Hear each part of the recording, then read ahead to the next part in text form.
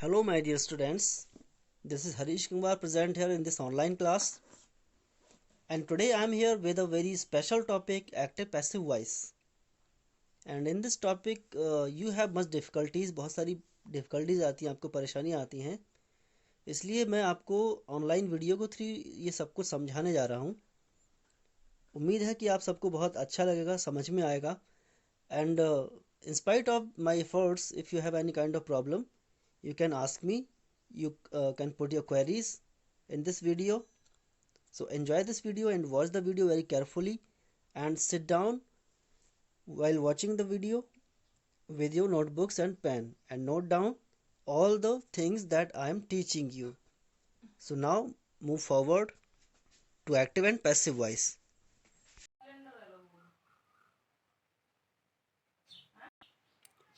So dear students, today we will learn about the voice. In general terms, voice is the sound of living beings. जो भी जीते जागते लोगों की, इंसानों की या फिर एनिमल्स की जो साउंड होती है उसे हम वॉइस बोलते हैं. जो बोलने की हमारी आवाज़ है वो वॉइस है. बट यहाँ पर वॉइस का कुछ अलग मीनिंग है. यहाँ पर वॉइस का मीनिंग है कि जो एक्शन है वो किस तरह से परफॉर्म किया गया, डायरेक्टली और इनडायरेक्टली. तो वॉइस जनरली दो टाइप के हैं. एक होता है एक्टिव वॉइस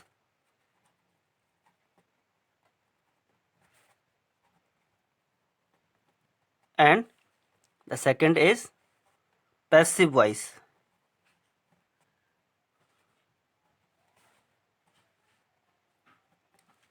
और इसीलिए हम इनको बोलते हैं एक्टिव पैसिव.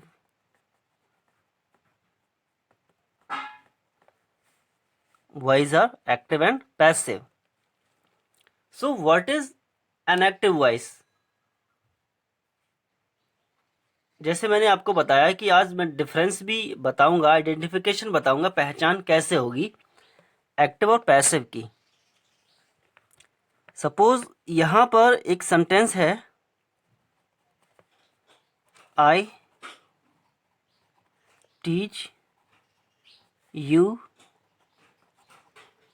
इंग्लिश. सबसे पहले हम एक्शन को देखते हैं. एक्टिव जो है वो एक्शन से रिलेट करता है, एक्शन से एक्टिव बना है. तो यहाँ पर एक्शन है वो टीच है. जो एक्शन वर्ड्स होते हैं उनको हम वर्ब्स बोलते हैं. और यहाँ पर जो टीच है वो क्या है, एक वर्ब है, यानी डूइंग वर्ड है. डूइंग वर्ड भी बोलते हैं, कहीं कहीं एक्शन वर्ड भी बोलते हैं. तो ये एक्शन है जिसको परफॉर्म करने वाला कौन है, ठीक है. और जो आई है यहाँ पर वो क्या है, वो एक सब्जेक्ट है. क्या है, सब्जेक्ट है. प्लस ये डूअर भी है. डूअर जिसे हम परफॉर्मर भी बोलते हैं. क्या बोलते हैं, performer. Performer of the action. ठीक है, ये आपका एक्शन हो गया. ये पूरा आपका object. I teach you English, मैं तुम्हें इंग्लिश पढ़ाता हूँ. ठीक है, ये एक्शन हो गया. ये परफॉर्म करने वाला कौन है, सब्जेक्ट, जिसे हम डूअर बोलते हैं. डूअर और सब्जेक्ट में अंतर है, यहाँ पर आपको देखने को मिलेगा. What is the difference between subject and doer? Subject तो जो सब्जेक्ट वर्ब से पहले लगा होता है वो सब्जेक्ट है यहाँ पर, लेकिन हर सब्जेक्ट डूअर नहीं होता. लेकिन जहाँ पर सब्जेक्ट और डूअर दोनों हों वहीं पर आपका जो वॉइस होता है वो एक्टिव वॉइस होता है. What is it, active voice. क्योंकि जो पढ़ाने का काम है कौन कर रहा है, सब्जेक्ट. पढ़ाने का काम कौन कर रहा है, subject.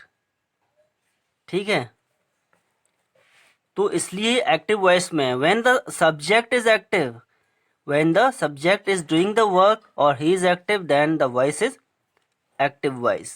Is that clear? And then here is another example.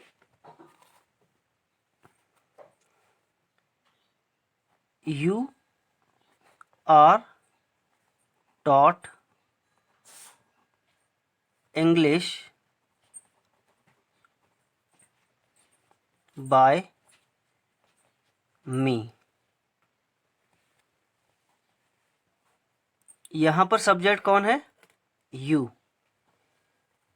Who is the subject? You. And what is the action? Action is here, are taught. ऑटोड मीन्स पढ़ाई जाती है। इंग्लिश पढ़ाई जाती है किसे? तुमको। इंग्लिश पढ़ाई जाती है। यहाँ पर यू है, ये पढ़ नहीं रहा है, ये पढ़ाने का काम नहीं कर रहा है। ये जो एक्शन है यू ने परफॉर्म नहीं किया है, ये जो एक्शन परफॉर्म हुआ है वो इसके थ्रू हुआ है, मी, मैंने। तो यहाँ पर आपका जो डूअर है वो कौन है? Me. You are taught English. आपको इंग्लिश पढ़ाई जाती है किसके द्वारा? मेरे द्वारा। तो यहाँ पर जो डूअर है वो ये है, लेकिन सब्जेक्ट कौन होता है? जैसे मैंने कहा, जो वर्ब से पहले है इसलिए ये सब्जेक्ट है, लेकिन ये काम को नहीं कर रहा है, काम ये वाला वर्ड कर रहा है। अंडरस्टूड? सब्जेक्ट और डूअर दोनों अलग अलग हैं, दोनों एक नहीं है। और यहाँ पर ये जो सब्जेक्ट है ये एक्टिव नहीं है, ये एक्टिव नहीं है। ये जो सब्जेक्ट है वो पैसिव है। सब्जेक्ट एक्टिव नहीं है, यहाँ पर ये ऑब्जेक्ट एक्टिव है, ये है एक्टिव। तो इसलिए ये जो सेंटेंस है पैसिव वॉइस में रखा गया है। So this is active voice and this is passive voice. I hope that you are getting it. So dear students, you have seen some changes in these sentences. And what are the changes? यहाँ पर जो object था वो subject बन गया है, और यहाँ जो सब्जेक्ट था वो इधर पैसिव में आकर ऑब्जेक्ट बन गया है। ये सबसे पहला चेंज होता है। Understood? So what are the key points to change active voice into passive voice? You will note down carefully. These are the rules which I am going to tell you. Rule 1 is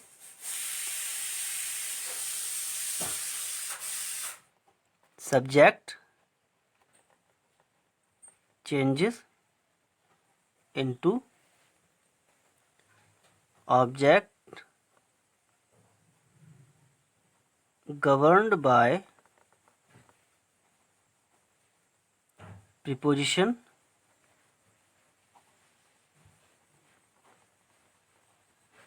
by।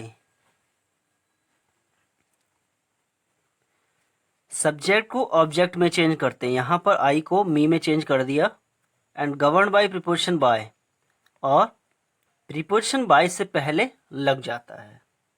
So this is the first rule. And you see, and object takes the place of subject. जो subject है वो किसका place लेता है? Object का। जो subject था वो ऑब्जेक्ट का प्लेस ले लिया, और जो सब्जेक्ट होगा, यहाँ पर सब्जेक्ट कौन है? ऑब्जेक्ट यहाँ पर यू था, तो यहाँ पर आकर सब्जेक्ट बन गया। क्लियर? सिंपल सी बात है, सब्जेक्ट को ऑब्जेक्ट की जगह छोड़ दो और ऑब्जेक्ट को उठाकर सब्जेक्ट की जगह रख दो। पैसिव वॉइस में सबसे पहला आपको काम यही करना है। क्लियर? अब यहाँ पर ये देखने को आपको मिलता है, यहाँ पर दो ऑब्जेक्ट हैं, एक यू है और जो दूसरा है वो इंग्लिश है। दो ऑब्जेक्ट, लेकिन दो में से एक ही ऑब्जेक्ट हम रखते हैं सब्जेक्ट की जगह, तो हमने यहाँ पर यू को रखा था। ठीक है? अब इसी सेंटेंस को हम दूसरे तरीके से बना सकते हैं। अभी हमने यू को सब्जेक्ट बना लिया, लेकिन अब हम इंग्लिश को सब्जेक्ट बनाएंगे। तो इंग्लिश को भी हम सब्जेक्ट बना सकते हैं। English is taught. You are taught और यहाँ पर हो गया इंग्लिश इज टॉट। तो यहाँ पर बचा हुआ ऑब्जेक्ट इंग्लिश बचा था और यहाँ पर क्या बचेगा, यू। लेकिन ये हमें टू यहाँ पर लगाना पड़ेगा, आपको समझाऊंगा। और बाद में क्या बचा, by me.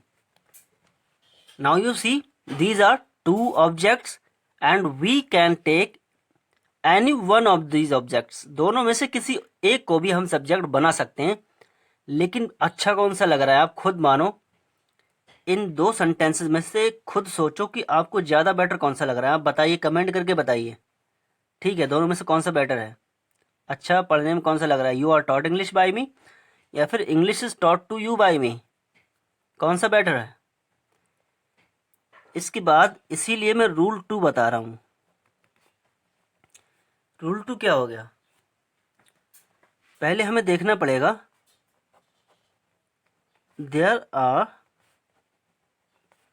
To kinds of object, one indirect object and second is direct object। ठीक है, दो ऑब्जेक्ट हैं यहाँ पर, ये दो ऑब्जेक्ट दिए गए हैं यू और इंग्लिश। इनमें एक इनडायरेक्ट ऑब्जेक्ट है और दूसरा डायरेक्ट ऑब्जेक्ट है। अब कौन डायरेक्ट है और कौन इनडायरेक्ट है ये भी आपको समझना पड़ेगा, तभी आप एक्टिव पैसिव अच्छे से बना पाएंगे my dear students. So watch this video very carefully. मैं आपसे समझा रहा हूँ कि यही टाइम है पढ़ने का। पिछले का भले ही आपने अच्छे से पढ़ा होगा, कुछ स्टूडेंट्स ने, कुछ ने नहीं पढ़ा होगा, लेकिन अभी टाइम को वेस्ट ना करें, बहुत अच्छे से वीडियो को देखें। क्लियर। देखिए डायरेक्ट ऑब्जेक्ट क्या होता है, सबसे पहले हम इनडायरेक्ट को ही लेते हैं।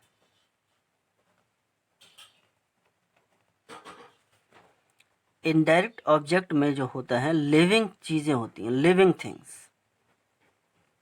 ठीक है, लिविंग थिंग्स होती हैं। और जो डायरेक्ट ऑब्जेक्ट है उसमें क्या होती हैं, non living things. Clear. Indirect living things and direct non living things. देखिए अब इसमें लिविंग कौन सा है, यू है, इंग्लिश है। इंग्लिश में लाइफ है या यू में लाइफ होगी, ये चीज़ लिविंग है और ये चीज़ नॉन लिविंग है। तो यहाँ पर जो इनडायरेक्ट ऑब्जेक्ट है वो क्या है, यू, और डायरेक्ट ऑब्जेक्ट क्या हो जाएगा, इंग्लिश। ये बात समझ में आ गई, कौन सा इनडायरेक्ट ऑब्जेक्ट है कौन सा डायरेक्ट ऑब्जेक्ट है। हो सकता है कि आपको लगता हो कि ये नई चीज़ें हैं, बट नई चीज़ें नहीं हैं। एक्टिव पैसिव को अच्छे से समझने के लिए आपको ये चीज़ें समझनी पड़ेंगी माय डियर स्टूडेंट्स। फिर बात क्या है जो हम कहना चाहते हैं, it is better to take indirect object in place of the subject। Better तरीका क्या है, इनडायरेक्ट ऑब्जेक्ट को सब्जेक्ट बनाओ। कौन से को, इनडायरेक्ट ऑब्जेक्ट को सब्जेक्ट बनाओ। यही तो हमने किया था, इसलिए सबसे पहले मैंने बिगनिंग कहाँ से की, यहाँ से। लेकिन फिर मैंने बताया कि दो ऑब्जेक्ट होते हैं, दोनों में से हम किसी को भी ले सकते हैं। फिर हमने यहाँ से इंग्लिश लेकर बना दिया, English is taught to you by me, है ना। इसलिए हमने आपको बताया कि दो ऑब्जेक्ट हैं, तो दोनों में से कौन सा क्या ऑब्जेक्ट है, एक इनडायरेक्ट है दूसरा डायरेक्ट है। फिर हमने यहाँ पर आपको समझाया कि तरीका कौन सा अच्छा है, कौन सा ऑब्जेक्ट हम पहले लें। So we must take indirect object in place of subject. Subject की जगह पर हम इनडायरेक्ट ऑब्जेक्ट को रखेंगे तो ज़्यादा अच्छा होगा। और हमने जो यहाँ पर टू लगाया था, डायरेक्ट ऑब्जेक्ट हमने आगे ले लिया था इसलिए यहाँ पर टू लगाया था। पैसिव वॉइस में टू नहीं लगाना पड़ेगा अगर हम यू को आगे रख लेंगे, ठीक है। फिर डायरेक्ट ऑब्जेक्ट और इनडायरेक्ट ऑब्जेक्ट दोनों को फाइंड आउट करने का एक और मेथड है, वो सबसे अच्छा मेथड है जो मैं आपको बताने जा रहा हूं। देखिए, जो दोनों ऑब्जेक्ट्स हैं उसमें आप दो क्वेश्चन पूछेंगे।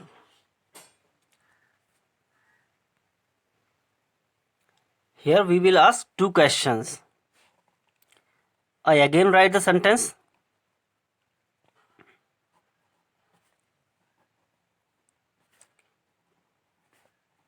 He gave me a book.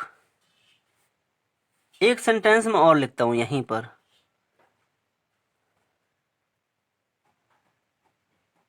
He gave me a dog. दो sentences हैं। And I have already told you that living is indirect object and non-living is direct object. But यहाँ पर देखिए माय स्टूडेंट्स, मी है ये भी living है और डॉग ये भी लिविंग है। अब आप किसको इनडायरेक्ट मानेंगे और किसको डायरेक्ट मानेंगे, है ना confusion. So how can we deal with this confusion? We ask two questions. The first is who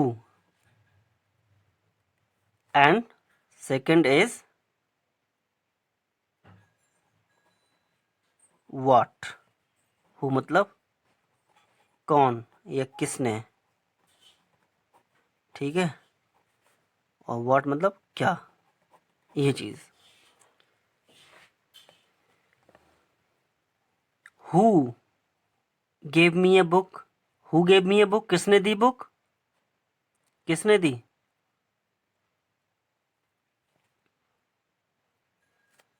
इसने, ठीक है। और क्या दिया, एक बुक।